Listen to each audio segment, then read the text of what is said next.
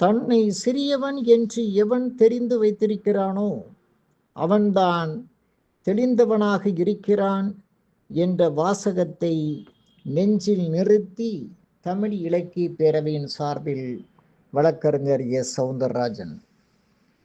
Socrates மிக சிறந்த அறிவாளிதானா? இவருக்கு இணை சொல்ல கிரேக்க மண்ணில் இன்னொருவர் இல்லையா என்ற சிந்தனையோடு சாக்ரட்டிஸை ஆராதித்த ஒரு ஆர்வலன் டெல்பியை அடைந்து ஒரு தெய்வ வாக்கு பெறுவதற்கு முனைகிறான். டெல்பி என்ற இடத்தில் ஓரக்கல் எனப்படும் தெய்வ வாக்கு வழங்கப்படும். தெய்வ வாக்கு அவனுக்கு வழங்கப்படுகிறது.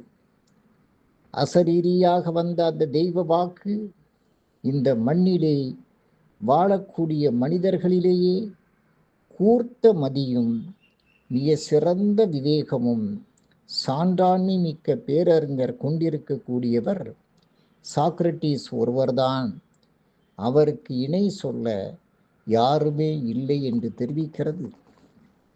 சாக்ரட்டிஸ்க்கு இணை சொல்ல வேறு யாரும் இல்லை என்று இறைவாக்கு கூறினாலும் போகுமிடமெல்லாம் சாக்ரட்டிஸ் என்ன சொன்னார் தெரியுமா?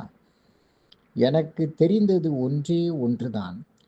அது என்னவென்றால், எதுவுமே எனக்கு தெரியாது என்ற உண்மை ஒன்றுதான் எனக்கு தெரிந்தது என்று சொன்னார்.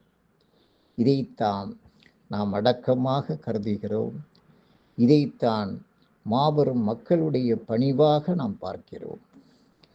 பேரறிஞராக பிறரால் போற்றப்பட்ட சாக்ரட்டிஸ் தன்னை ஒரு பேரறிஞனாக ஒரு கணமும் சிந்திக்கவில்லை. ஏதும் அறியாதவன் என்றே நினைக்கக்கூடியவராக வாழ்க்கை முழுவதும் இருந்திருக்கிறார். இதைத்தான் சாக்ரட்டிக் பாரடாக்ஸ் என்று ஆங்கிலத்தில் சுருக்கமாக சொல்வார்கள். நன்றி, வணக்கம்.